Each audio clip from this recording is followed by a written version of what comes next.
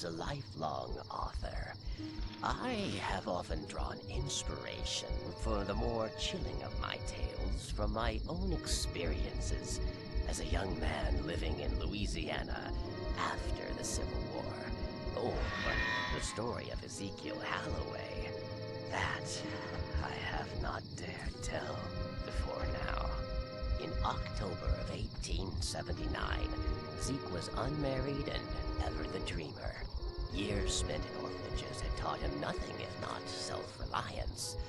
But the endless struggle to find employment increasingly took him beyond the outskirts of New Orleans itself, even into the surrounding unfamiliar countryside. So it was that on this particular cold and dreary afternoon, he found himself at a rather remote and mournful estate, inquiring about the position of assistant caretaker.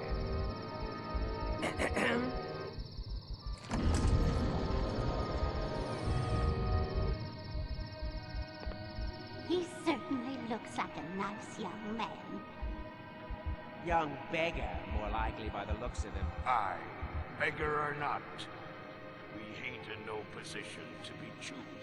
Do you think he's ready for something like this? We'll see how it holds up under fire soon enough, I reckon. Enough already. Let us introduce ourselves. Ah! Aye, that's gonna leave a mark. Hurry now. She will be expecting him.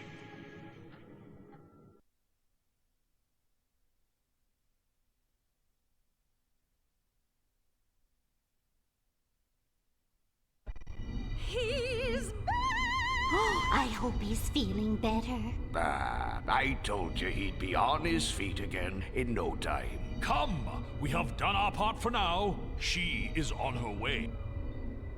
Awakened now from troubled sleep, you find yourself where shadows creep. The mansion hides its history, but solve you will this mystery, and find the truth that's buried deep beneath these halls where spirits weep. Oh, I, child, am Madame Leota, speaker of the spirit world, medium of the mysterious, and seer of things unseen. I know why you're here, even better than you do yourself. Assistant caretaker it is, and you are Ezekiel, but you prefer Zeke. We couldn't just have the newspaper ad read, "Wanted, brave soul to rid haunted mansion of evil spirits," now could we? If we had, you wouldn't be here now, and the fate of this house and all who dwell within it would be sealed forever. This house was once home to many friendly ghosts, but a powerful, evil man named Atticus Thorne has taken over the estate, corrupting the memories of many of the ghosts and turning others into evil spirits to serve his will. Our beloved mansion has become a dark and foreboding place, and we are now Thorne's prisoners, locked within it. But our hope lies with you, Zeke. We need your help to defeat this evil and to rescue our ghostly friends. An ancient artifact will aid us in this effort, a sacred lantern known as the Beacon of Souls. It is a source of light and power and can be used to battle any evil forces we encounter. Unfortunately, Thorne will also be using his dark magic to try and stop us. He'll be creating magical barriers throughout the mansion and twisting the very rooms themselves until we can turn on the lights and undo his spells. While not all of our foes fear the light, it will weaken the lesser evil spirits and force them into hiding. Once found, these shriveled souls can be chased from their hiding places and drawn into the beacon. Here, the soul's corruption will slowly be reversed, returning them to their good and former selves. As the good power of these souls increases in the beacon, their energy will enable us to break down the magical barriers that Thorne has erected. Then, we may gain access to more areas of the mansion. But there is more I have to tell. The primary source of the beacon's power lies in the 6 sacred gems that adorn it. They are called soul gems. Now, to keep them out of Thorn's hands, I had my ghostly friends hide 5 of them somewhere in the mansion. And the beacon still has 1 soul gem in place. This allows it to function, but very weakly. All right. So we must find the other 5 to restore its power completely. I'm sorry if you find this confusing, Zeke, but I'm afraid we have little time and much to do. I'll ride along in your satchels, so hold it open and I'll just roll. Oh! Wait. You don't need to. Fingerprints! Watch the fingerprints!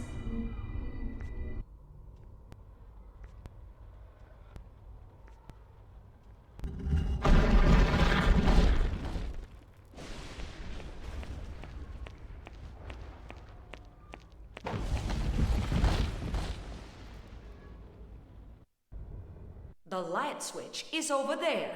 Use the activate button on the switch to light up the room.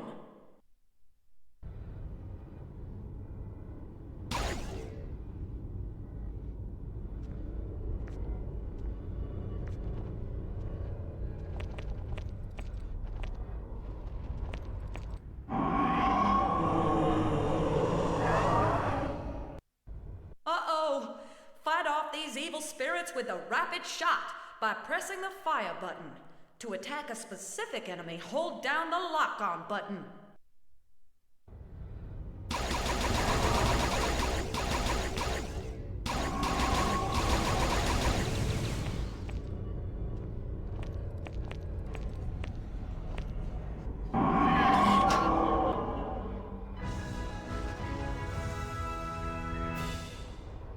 Ah, there we go. Now that the lights are on, you'll be less afraid, and your bravery measure will reflect this.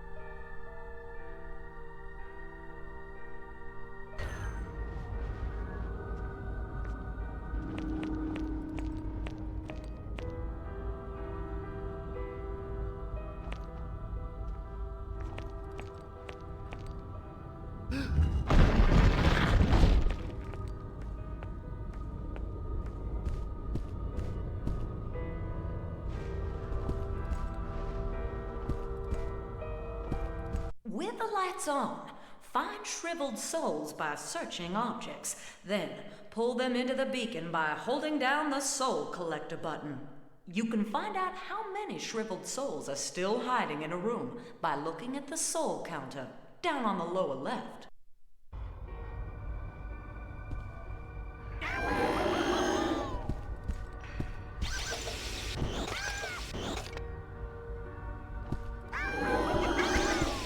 To pull more than 1 shriveled soul at a time into the beacon, tap the soul collector button once for each soul before holding it down.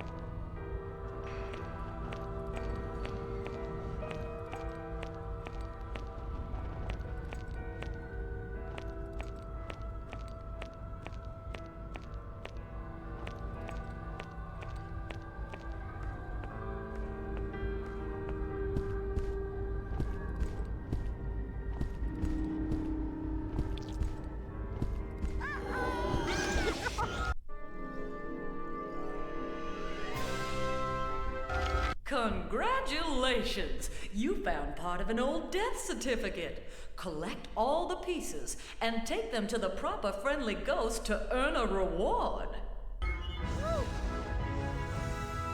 Phew. That's it. Once you've collected all the shriveled souls from a room, you're ready to explore more of the mansion. Press activate to open the door.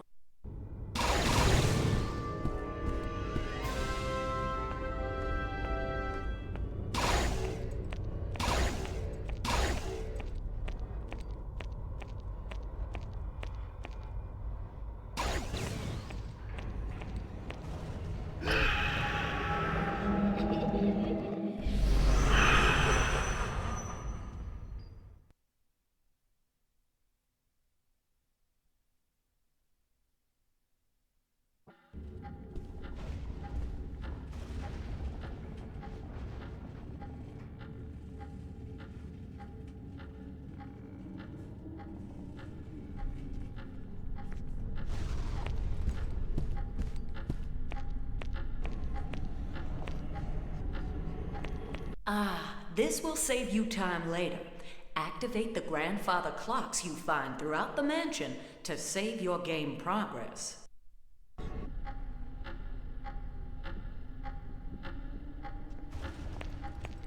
As we travel through each room in the mansion, the energy of souls long past still lingers.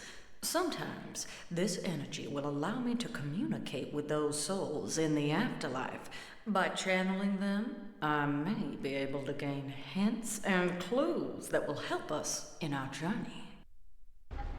When the easy way you cannot climb, a crooked path could save you time.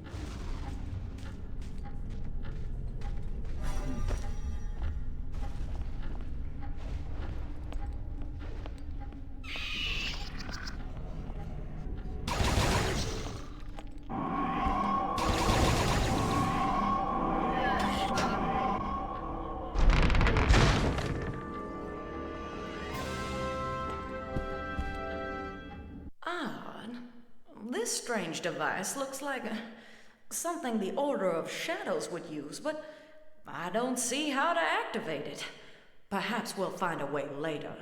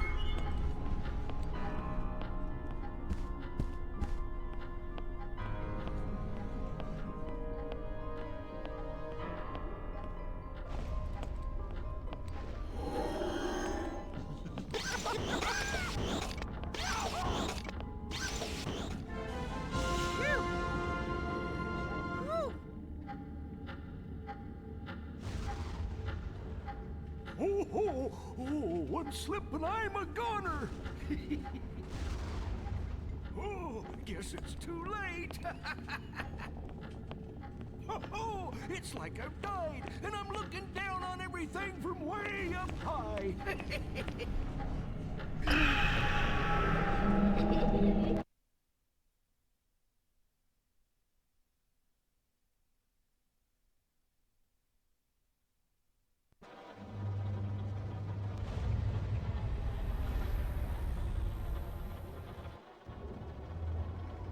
If you want to target an enemy, just hold down the lock-on button.